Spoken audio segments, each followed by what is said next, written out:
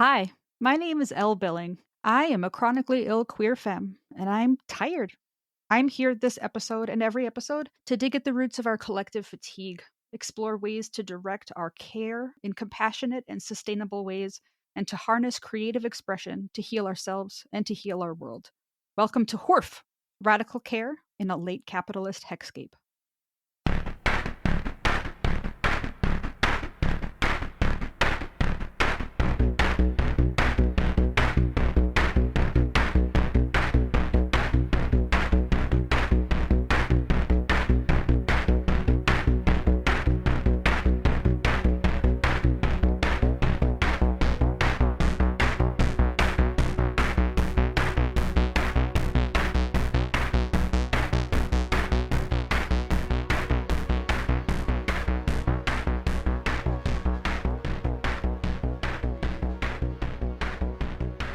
My guest for this episode is Faye Seidler. Faye Seidler is an award-winning advocate that specializes in suicide prevention, LGBTQ plus populations, and state data. She was born and raised in North Dakota and has a decade of experience in community organizing, public speaking, and professional development training. She is known for connecting and uplifting others, bringing communities together, and always keeping hope in focus. I am so excited to have a fellow North Dakotan on the podcast with me today. Welcome, Faye. Hi, Faye. Welcome to Hoorf. Thank you for having me. Yeah, I'm so glad you're here. I really love the work you do, and we'll get into that. I'm just really glad that we made this work. Before we get into like all the stuff that I want to talk about, because there's so much. Yeah. I'll just start with my first question, and then we'll dive in. How have you received care this week? Received care. That's a big question. That's a good question to start with, and an interesting way to frame it. Because it prevents the squirreling out of the answer that is like inherent to a Midwestern to avoid talking about any accountability for our self-care. I would say for this week, I have not probably received much care with how you're asking that question. I will say that I begrudgingly worked out yesterday. I am not someone who gets a lot from working out. I don't get the endorphins and the runner's high from it. I do it strictly for my health. The same reason I eat a lot of vegetables. I'm not in that because it's good. Like I actually dislike most vegetables. Like some fried broccoli tastes good, right? But most of the time I'm eating lettuce because it's supposed to be good for me, not because I'm like, oh yay, a head of lettuce. What a joy tonight. Like roughage. Yeah, I will say that I took care of myself and did self-care through the process of working out and making sure that I am being accountable to my own health and future by doing that. And I hated every minute of it. I was a baby during it, in the middle of it, and after it, but I did it. And I play Ring Fit for the Switch, which is my favorite kind of working out because you get like metrics. Like my numbers get bigger as I work out. Like, oh, that's cool. You gamify it. Yeah, gamify it. So it feels good. So I did that yesterday, and I think that was probably the biggest self-care item of my week. Yeah, I take my mom to physical therapy every week, and to make it easier for her, I started doing physical therapy too, which I knew I needed. Like I needed it so bad. And so we go the same day, back-to-back appointments. But I have to wake her up in the morning to say, hey, rough. Time to wake up. Yep. And she has a really hard time with time because she has dementia. But she knows when I wake her up, she knows it's Wednesday and we have PT. And she's like, the blankets, I don't want to. Can we skip today? I want to stay home. Yep. And I'm like, no, we got to go. Neither of us want to go. We're both like, physical therapy. Doing it for our stupid health. Right. But the lettuce thing is so funny because my dad eats a salad every night. He loves it. Like, oh, really? I wish I could give you some of his salad joy. Because he'll finish and he'll go, oh, that was such a good salad. And I'm not saying you can't have a good salad. I'm just saying if you open the fridge and you look at all your items there, who looks at the head of lettuce and is like, yeah, I got that in there. I'm winning in life because I got my lettuce. And they might. I'm just saying I'm very far from that. No, I hear you. I was vegetarian for like 19 years and now I'm pescatarian. Yep. And like, I do love some vegetables, but even getting enough of them instead of just like subsisting on carbs and starch is still like I have to eat a vegetable with every meal. It shouldn't be that hard because a vegetarian is vegetable and I still struggle. Yeah, I'm with you. So can you talk a little bit about what it is that you do I know could be a long answer, and that would be fine. But you work in like activism, and I don't want to like mislabel it or misrepresent it in my question. So I'm just going to ask you to kind of explain the kind of work you do in the state of North Dakota. Sure. No, absolutely. So my work, the hat that fits over all of the hats that I wear is suicide prevention advocacy. So everything that I do, no matter what it is, across the state, in terms of like talking to people, emailing folks, doing trainings, finding data, doing research, connecting partners, anything I am doing is probably connected to my ideals of increasing hope in our communities, increasing resiliency and connection for the purposes of reducing suicidality. But really, in a more cerebral way of thinking about it, I'm not really trying to reduce suicidality. I'm trying to increase hope. I'm trying to increase the connections people have to want to be here, the joy they have in their life, their access to, things they find rewarding or fulfilling. Because suicide at zero is obviously like a very important, cool goal. If no one ever felt the need to self-harm in any way, that would be good. But if that's all we did, what have we created? Like, that is the absence of the harm, not the presence of the joy or the things we want in life. So arguably speaking, the suicide prevention lens for me is really about increasing hope and joy and connection in life more than strictly suicides need to go down.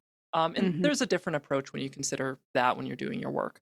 But because I'm a suicide prevention advocate, you might think like, okay, so what does that mean? What do you do? How do you do Right. it?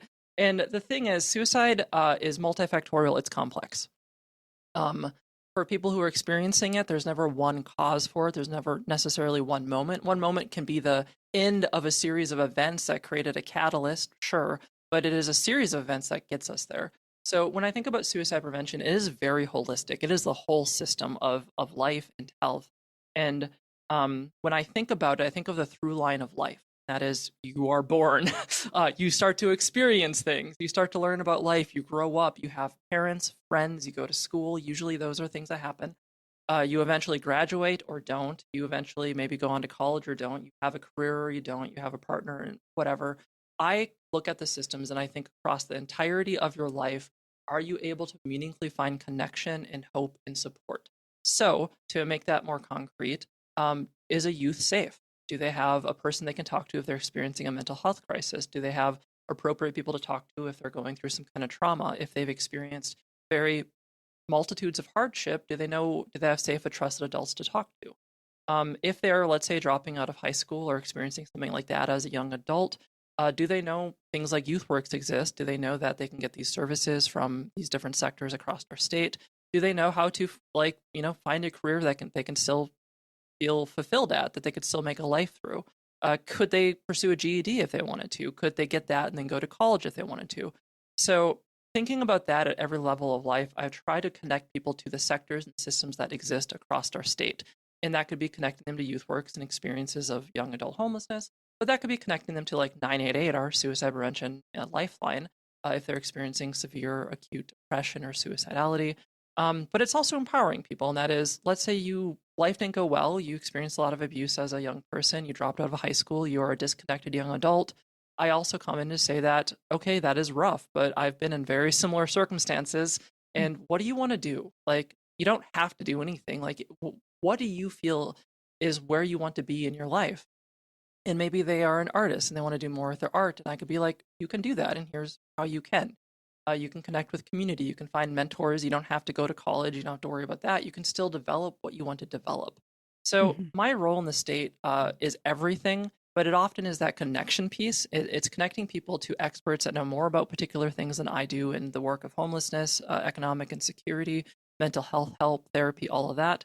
But it's also being that champion that has experienced suicidality and homelessness and trauma, multitudes of that, who's experienced suicide myself or attempts of suicide. And I exist to say that there is a other side to it. And one kind of final caveat to that, and I can get into a lot more of a lot of it. I guess the first thing is I do specialize within LGBTQ plus populations. It's not the only thing. I serve everyone across the state, but I am the expert in North Dakota when it comes to like LG plus resources, prevention, and data.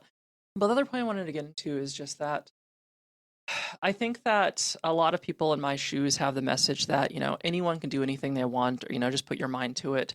And I often kind of fight against that because as a kid, I never believed it. Like that's BS. Of course, I can't do anything I want. I have a infitude of limitations and restrictions and all this stuff. Like F that. And I'm disabled and chronically ill. I Yeah. definitely can't do half the things I want to do, let alone like all of them. Right.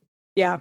So my reframe from that I think is helpful, and I don't see a lot, is that you can't do anything and everything you want. You're not necessarily going to achieve the particular dreams you have today. So my promise to people is if you put in effort over time, you get somewhere. Maybe it's not where you wanted to go. Maybe it's not, the full extent of your dreams, but if you put a year into the work, and maybe that's an hour a day, maybe it's 40 hours a week, everyone has different times and timelines and schedules. If you put in that time, I guarantee you after a year, you'll probably be surprised at how far you've gotten. And maybe it's, a little bit up a mountain, like metaphorically, but it's a place where you can go, I've gotten somewhere. And I think that to me is the framework that a lot of people can actually like build on, because they're like, yeah, I can put in time and effort. I can believe the process, like I worked out, like tie it back to the carrot and stuff. And that doesn't necessarily mean you keep on climbing that mountain, but if you put in time and effort, maybe you find out you want to do something else. Instead of like fantasizing about this dream for 40 years and you don't do it, which hopefully that isn't the case, maybe you do it for like 5 months and realize, actually, I don't like this. I don't want to do this. The piano is not my instrument. I'm going to do something else. So by putting yourself out there just to try, different things, to put in that effort and see where they go, you learn more about yourself and you get to define, what your dreams really are when you put in that time.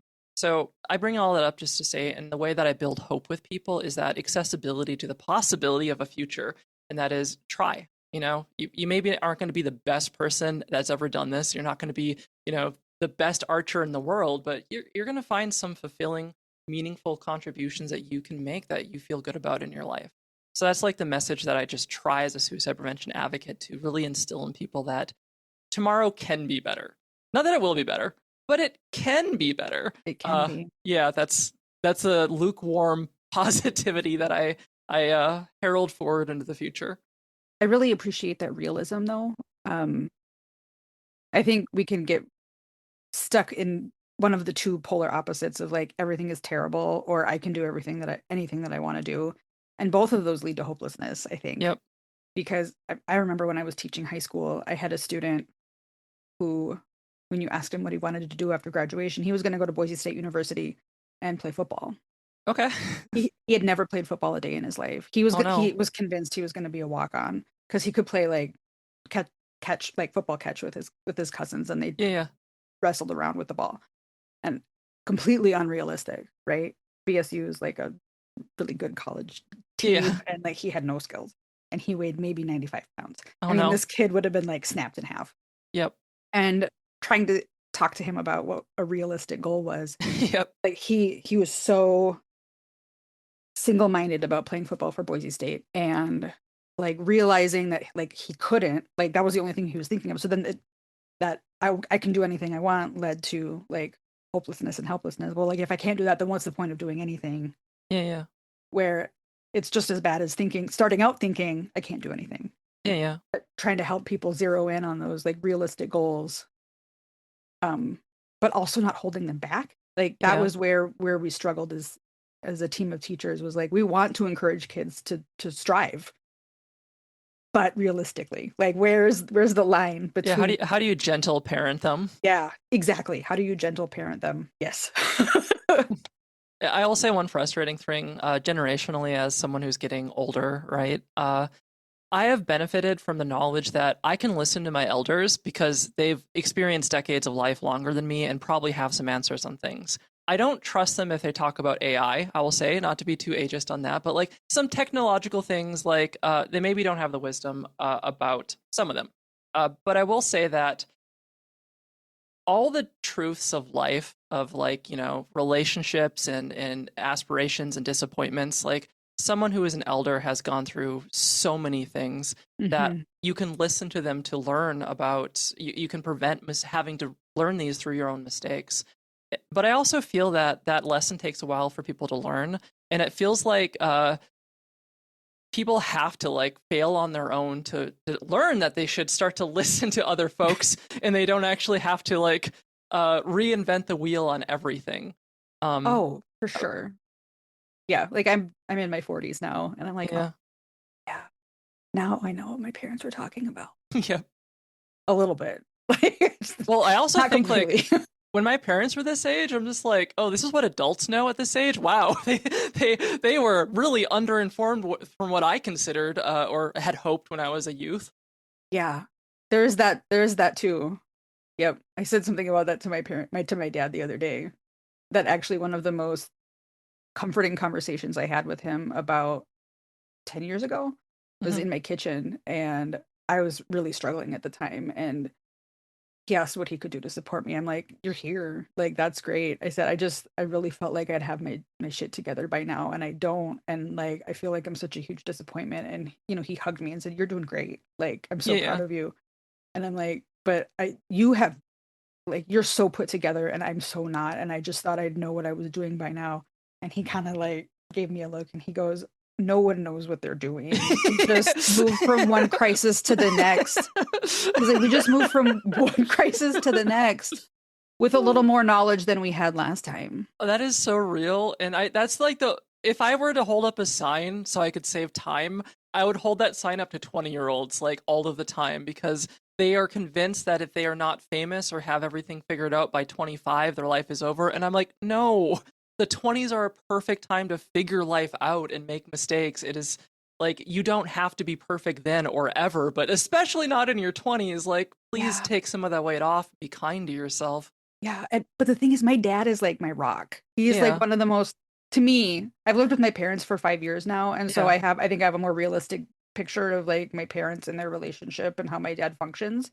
Yeah. But at the time, like, and he still is my rock, right? But Yeah. he was like, he's the most put together person I know. Like, my dad just knows things, Hmm. and he is steady, and he helps people get through stuff, and he gets through stuff, and like he just always seemed so wise. And so for him to tell me, "I don't actually know what I'm doing. I've never known what I was doing. I'm just Yeah. like moved from one crisis to the next and hope that I get through it a little better than last time." It was actually really reassuring to know that like instead of it freaking me out that like, "Oh God, no one knows." It's like, "Oh, I'm actually doing okay. Like everyone feels like this, and I'm not alone." I have a strange poll, but have you ever watched Star Trek Next Generation? Yes. Do I you love Star remember Trek. do you remember the episode where Picard has like the telepathy, I think, with the medical doctor? Uh it's later in the seasons, it's like season 5, 6 or 7. But I remember it because it shared very similar themes and messages to what you communicated because they get an insight into Picard's mind, his thought process. And what they discover is that he is often less confident than he projects as the captain because he needs to project that to make sure that the people working under him don't like get anxious or scared and are Yep. less able to inform him. And that's kind of the role of being a leader is to constantly project that anchor so other people can perform and you can listen to them. And me not having that experience you did, that was my experience for understanding that was that episode of Yep. Picard, episode of Next Generation, and Yeah. Picard as like the masculine father figure for folks who didn't like necessarily have that access. Yeah. Like a strong leader who is like has empathy and Hmm. yep. Well, I guess since we mentioned leadership, I'm gonna hop around on our topics a little bit. Sure. What the heck is going on with Doug Burgum? Doug So Burgum. one of the things that you and one of the reasons I really wanted to have you on the podcast is because you have such a deep and like abiding love for North Dakota. And like Yep. everything that you post on Facebook and all of the work you do, you have, and not just like the feeling of love, but like the action of love. Yeah.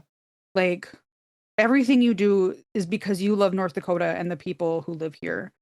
And I didn't appreciate that really growing up until I left and then chose to move home. Like Hmm. when I was living in Idaho, like I could say that I love North Dakota because Hmm. I missed it. I was homesick. Every time I'd come home to visit, I'd be like, I am so homesick for these people. And then I'd go back to Idaho and be like, yeah, I had a really good trip home. Yeah. But I never thought I'd move back. Hmm. And now that I'm here, I'm like, these are my people, right? Yeah. And one time you said that the highest honor that anyone in this state could have is to serve as our governor. Yeah. And when you mentioned Picard and leadership, I think Yeah. there's different kinds of leadership, right? There's like the Yep. leadership that seeks power, and there's the leadership that seeks to serve. Hmm. And there's along that continuum, there's a combination of those things. Yeah. Yeah. Um, Doug Burgum has really screwed up, Yeah. hasn't he? Yeah. Like Yeah. what is your take on what I suppose you have to be kind of diplomatic because you don't in your work you don't really go partisan. But like what I would caution my diplomacy involving Doug Burgum if you follow my Facebook. I mean, yeah, it's nonpartisan. It's just like this guy screwed up. Like he is yeah. really he sullied our state. Like So I have a story yes. that relates to Doug Burgum, and the reason that I pay him to be in my brain. Like it's not rent free. Like he just come over, Dougie, be in my brain. Yeah, like And come talk to us. We're upset. so I visited the Heritage Center in Bismarck. Mhm. And it was the first time going. It was about 2-3 years ago. I think 2 years ago, but I'm not sure in the particulars of that. But it's the first and only time I visited it.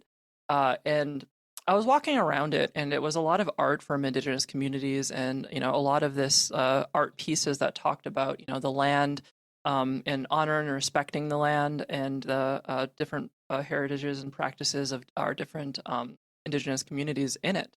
And as I was walking through this, I kind of felt this like sense of awe, like the real, actual, like real awe, the definitional awe, not just like the way that we use it in common parlance, but just, you know, um, overwhelmed with this connection and beauty in the world and the state. And what happened to me in that moment as I went through it was that growing up in North Dakota for myself, I am neurodivergent, I'm trans, and I didn't fit in anywhere. There were no one that was like me as I grew up. I felt ostracized from everywhere and everyone. Yep. And Yep. even my ability to communicate as someone who's neurodivergent meant that it's like I wasn't even really speaking the same language that most people were speaking, and I wasn't being understood. And it was very confusing to me. So I felt like this lost kid. And as I then experienced things like homelessness and just like at times in my life having no one I ever talked to, I felt such a disconnection. And in the world of suicide prevention, disconnection is the biggest risk factor for suicide. It is the thing that makes us the most likely to have suicidal ideation and depression and things like that. So I felt this intense disconnection, which defined a lot of my life. In that moment in the Heritage Center, I realized where I was connected. The thing that made sense to me was I was connected to this land. I was born here. I am a child of North Dakota. And for the first time in my life, I'm like, okay, this finally makes sense. My connection and place to this world is North Dakota in this land. So that was a really powerful moment for me. So another powerful moment was I thought about all the ways that I worked in suicide prevention and desiloing, and that was talking to everyone. That was in kind of the frame of your question. I talked to Republicans and Democrats. I talked to religious leaders. I talked to human rights advocates. I talked to everyone, everywhere. And I kind of try to understand them. I try to understand how their life has come together, what they believe, where we share our values. And I started to see like way more connections than disconnections, to the point that it was almost alarming. Like if we just stopped yelling at each other, so much of what we want in life is the same. We want kids to grow up happy. We just disagree on how the What that world looks works. like. Yeah, yeah. Yeah. So that's where I started to have this like, I am a person who desilos, who connects all these people together. And I started to think, who does this? who else does this? And I got to think like, no one really does this. This is something like a governor does. And I got to realize, wait, I love the state. I love everyone in it. I love what people are doing. I try to connect everyone. That is being a governor. That is in these two ideas together, that I am a child in North Dakota and that I love it all immensely. And I want to connect it to make it better for everyone, even Mhm. folks who maybe disagree with queer folks, even folks who, fight each other. Like, I want ultimately people to find joy in their life, no matter what their background is. And I want them to, come together in ways that make sense, whatever. Like, that was this dream born by these experiences. So all this together is just like, what informs the greatest thing that I could be in my life, and that is the governor of North Dakota. And I have a plan for elections in 2040, giving myself ample time to learn how to, because as much as I love the state, I don't know how like the particulars of running an entire state, that is years in the making of knowledge. So I'm not there yet, but that was where I'm like, I want to do this. I'm going to work on doing this.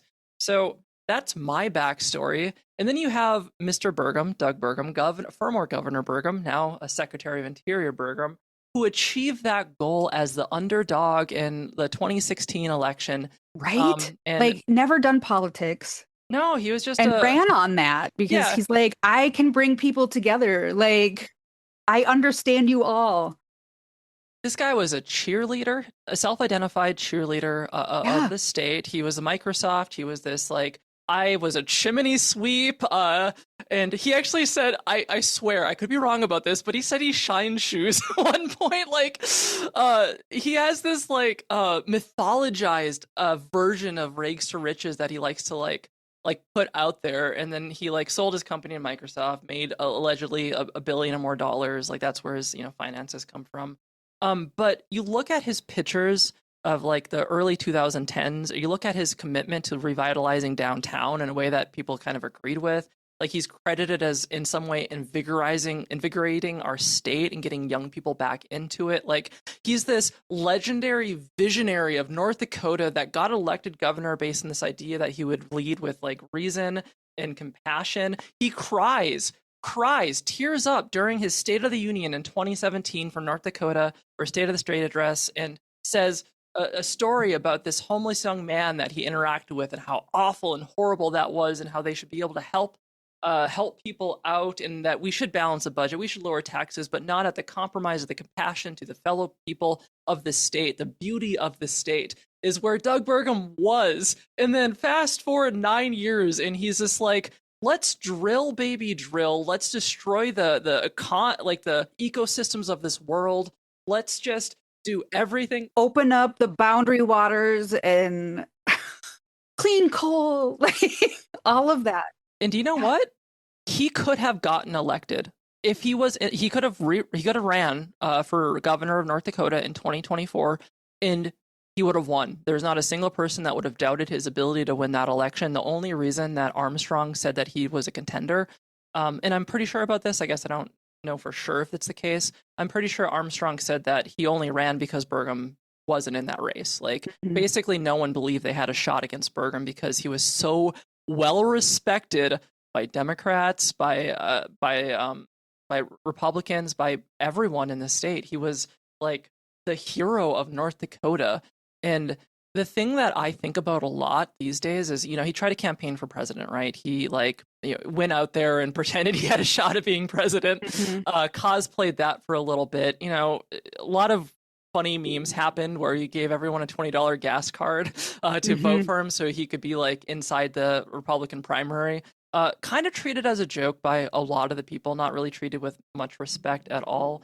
But then he ends up dropping out because he has no clear chance. And from that moment on, he, in that moment, he's like, I would never do business with Trump. He doesn't say this particularly. He does say, I think you should be judged by the company you keep. So he gives this like wishy-washy answer about not supporting Trump or supporting Trump. But anyways, he then shows up at Trump's trial in a matching suit with like Patel is there, I think, and a few other people that are in Trump's circle right now show up in matching suits to Trump's like fraud trial as this like weird initiation ritual, like that is so bizarre, and to me like signals where he sold his dignity and his identity to be a stooge, because that's what that was. Is like whatever Burgum was, he consented to wearing a weird suit that matched all the other people to say that I am simply a cog in this machine now, and I support any and everything that happens from it.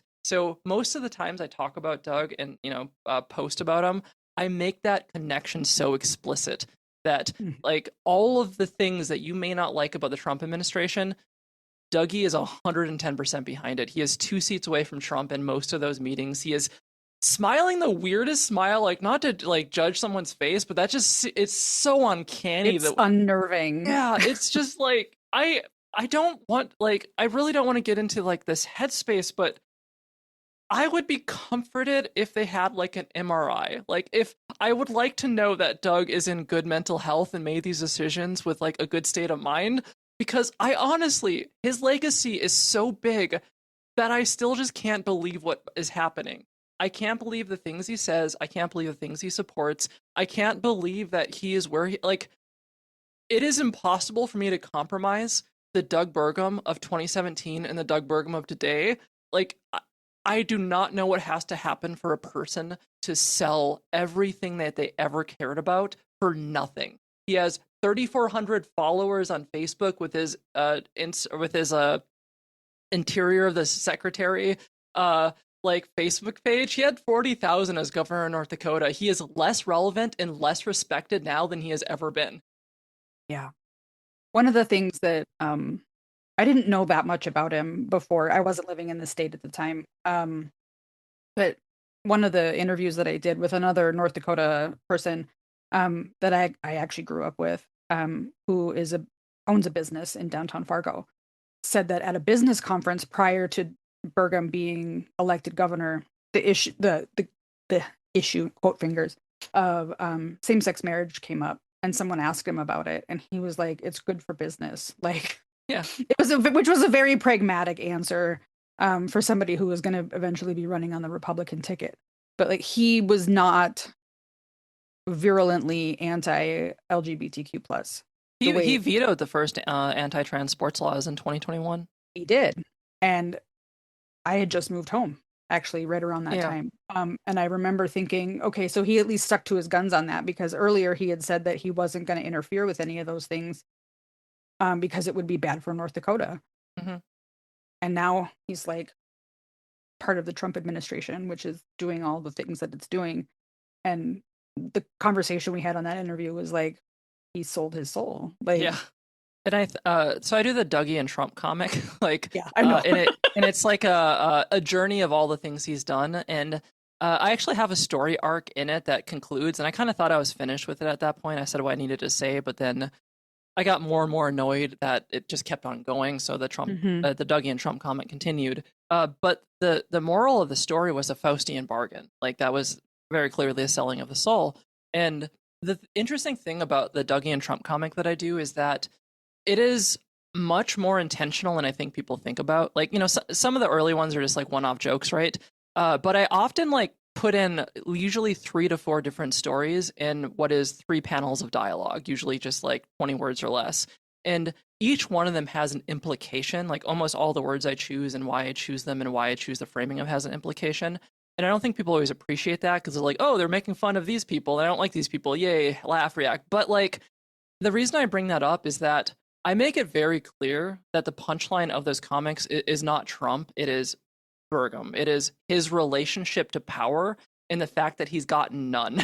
The fact that he's done all of this for nothing. That even though he has sold his soul for, the idea of magic and power, like it's a Faustian story, no. Like, and it's like, taking my greatest dream, like I described, as being, governor, as loving the state, as doing the best I could for it, and throwing that away for nothing. Like, I would feel better if he had a gold castle. Like, if he had a material thing where it's just like, they gave me a Jello whale, I would be like, oh, okay, yeah, Jello whale. Yeah, like, that sounds pretty cool, man. Yeah, that's something. Like, I'm just like, okay, cool. But he's gotten less than nothing from it. He's gotten negative from it. So it's just like, grr.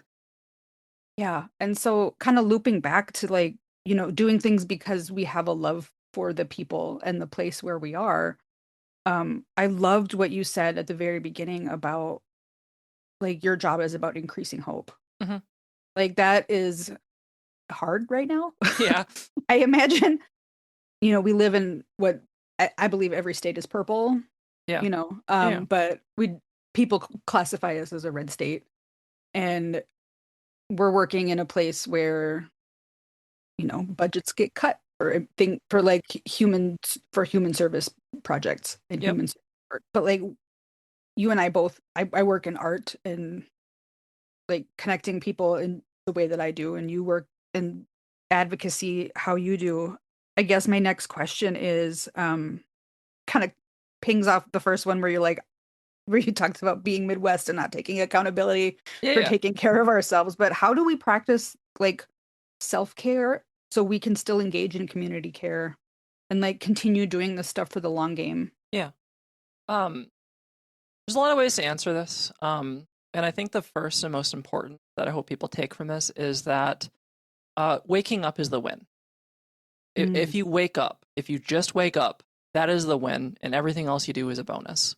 And I think you have to contextualize that because I think a lot of people beat themselves up at the end of the night because, the world's still on fire. They didn't do enough. They couldn't help their friends enough. They, feel like they're burdens to other people. But like our lives are so intrinsically important and valuable. And most of everyday life in a lot of our capitalistic structures are convincing us that we're not. They're convincing us that if we're not producing or making things or, contributing, that we're not worth anything. And that's abjectly not true. Like we existing, we waking up, like there are people often in our lives who care about us, who root for us, who like that we're still here. And us being here, doing what we do, whatever it is, other folks draw a lot of value from that. So waking up is the win. Sometimes I wake up and that's all I do.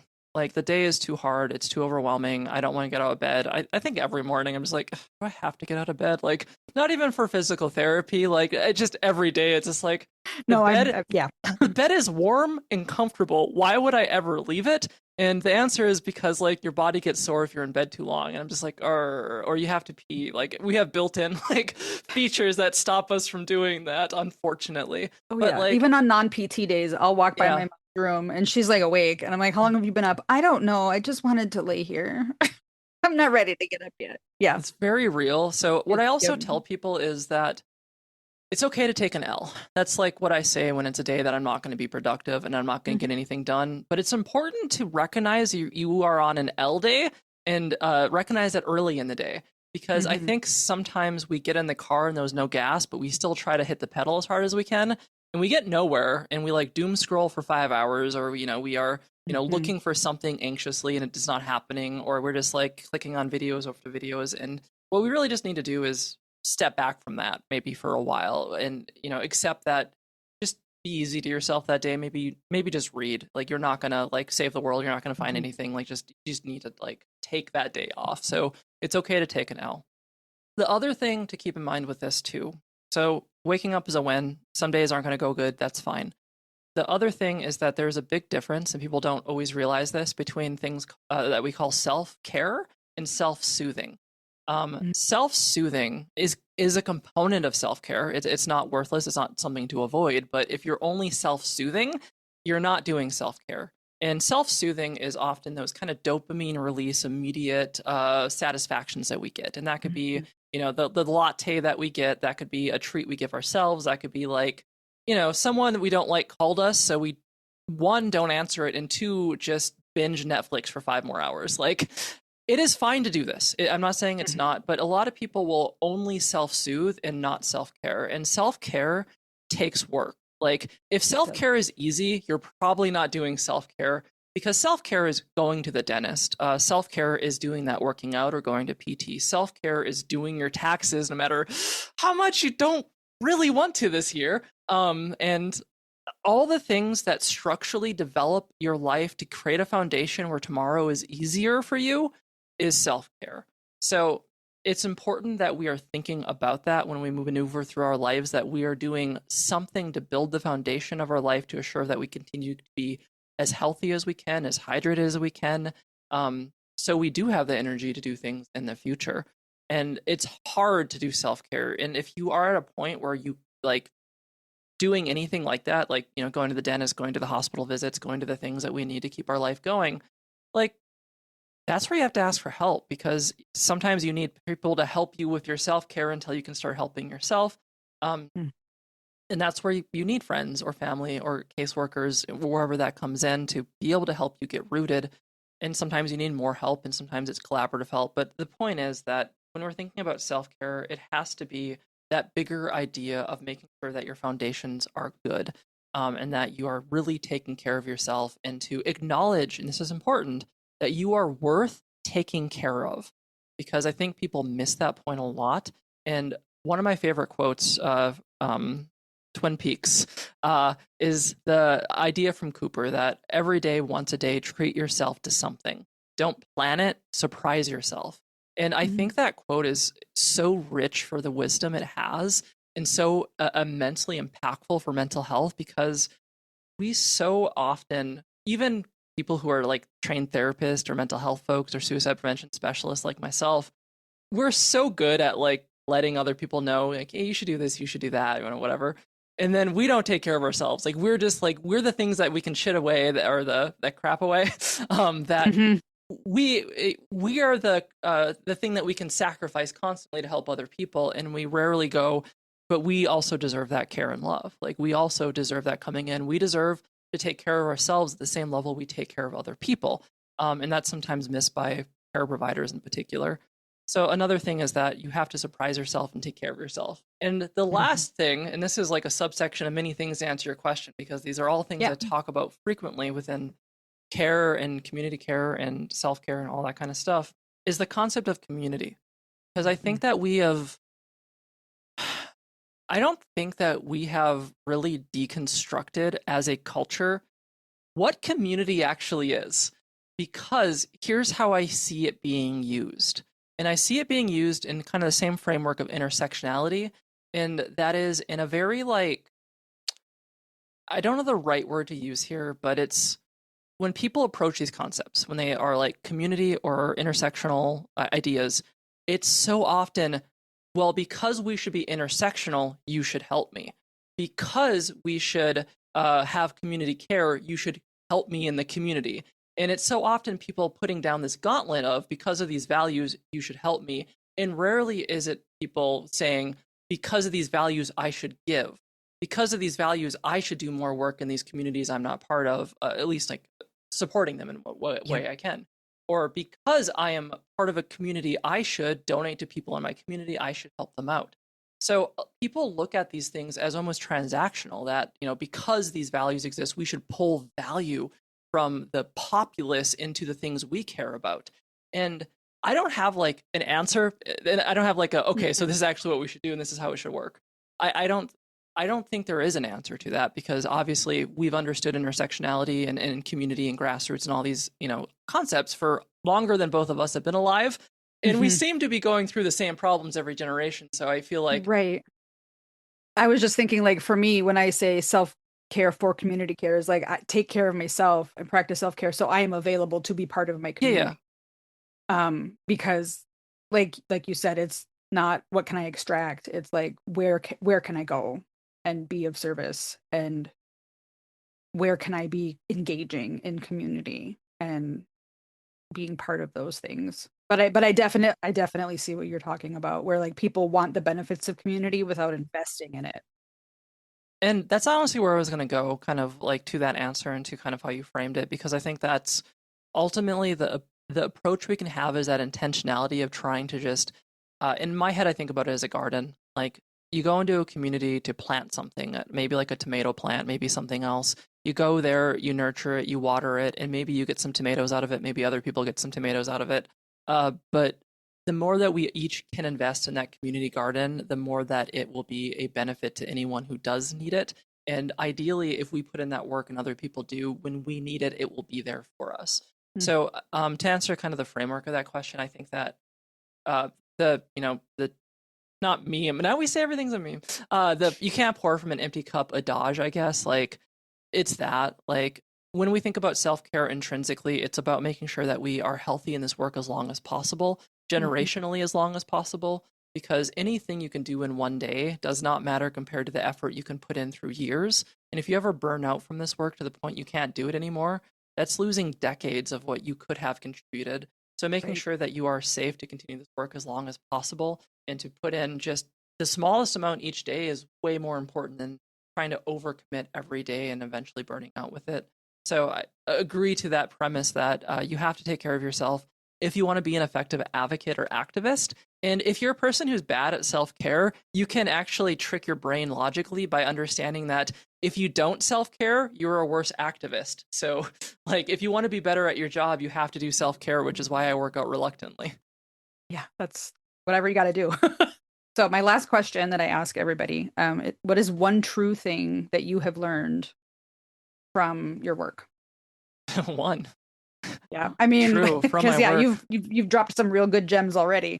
I would say, um, as a person that's core value is suicide prevention, or increasing hope and resiliency and joy, all that kind of stuff. The thing that allows me to do this work at this high level in North Dakota with all of the stress that comes from both the work and myself as being a targeted, minoritized person in that work is gratitude. Mm-hmm. And I find that if I didn't have gratitude to appreciate what other people contribute to the cause, to the community, to themselves, and to their life, I don't think I would last another week in this work, because we feel so alone in the work that we do because everyone has so much on their plate. And I work alongside folks that work with, let's say, environmentalism, that work with like indigenous populations, that work with those experiencing homelessness. And these are all causes that I'm like, oh, thank you for doing this. Like, I'm so glad I wish I had 3,000 hours a day so I could do all of this. And I often feel like I have to do a lot of my work in suicide prevention and LGBTQ plus intervention because I'm the one doing it at the state level. Like there's not a person that can tap me out at this point. So I find that instead of complaining that there aren't more people working on, let's say, suicide prevention or working on LG plus issues or trans issues, I'm okay with that because I know that they are out there doing really important work and saving lives. And the work that anyone does anywhere is work to the benefit of everyone everywhere. And I find that gratitude allows me to feel connected and feel not hopeless in what seems like hopeless systems. Because when you pay attention to the news and what's accessible on social media, it is doom. It is, here's the next awful story about the next awful person doing the awful thing to awful circumstances and people. And you think, what is worth saving in this world when that's all you see? But when you are connected to people who are passionate doctors and teachers or community leaders or folks that work with peer support with like substance misuse and are there to guide other people through that and to say, hey, buddy, I know that it's bad for you right now, but I got through it. I'm here with you every day. I'm going to make sure that you are okay. Seeing those stories is what inspires you to believe there is something to humans still, that we have as many compassionate and driven and hopeful and amazing advocates that sacrifice so much of their time and life to make this world better. If you can connect to that, if you can connect to that idea and that notion and that gratitude, I think that you can be pretty resilient to how harsh today feels because you're connected to just how amazing people can be. And that's the stuff that you can carry with you at night, is just how incredible and loving people really are when you stop focusing on some of the ways algorithms convince us otherwise. Thank you. That was great. Yeah. What do you say you have gratitude for that? Yeah, for real. Thank you. Yep. I have nothing to add. Thank you so much. Yeah, of course. Thank you for being here. Yeah, and thank you for having me. I got to talk about both Hope and Doug Burgum. It's like the best day of my life. It's like a double scoop of ice cream cone. Oh, yeah. Thank you for joining us on this episode of Hoorf. To get the complete show notes and all the links mentioned on today's episode, or to get a full transcript of the episode, visit hoorfpodcast.com. Join the blessed herd of St. Winkus. By signing up for our newsletter, you can get Hoorf episodes delivered directly to your inbox. What's more, you get invitations to our monthly Coffee and Biscuits Chat, where you get to hang out with Ricki and Elle, talk about the show, and connect on the topics that mean the most to you. You can sign up for that at hoorfpodcast.com. If you become a patron for only $3 a month, you can support the creation of this podcast, help pay my editor, and join a community of caregivers out here just doing our best. Thank you again for joining me, Elle Billing, the chronically ill queer femme who is very tired, on this episode of Hoorf. Until next time, be excellent to each other. Hoorf is hosted by Elle Billing at Elle and Wink. Audio editing by Ricki Cummings at Ricki Poo. Music composed by Ricki Cummings. Hoorf is a production of Elle and Wink Art Studio LLC, all rights reserved. Hoorf can be found on all social media platforms at Hoorf Podcast, at HOORF Podcast.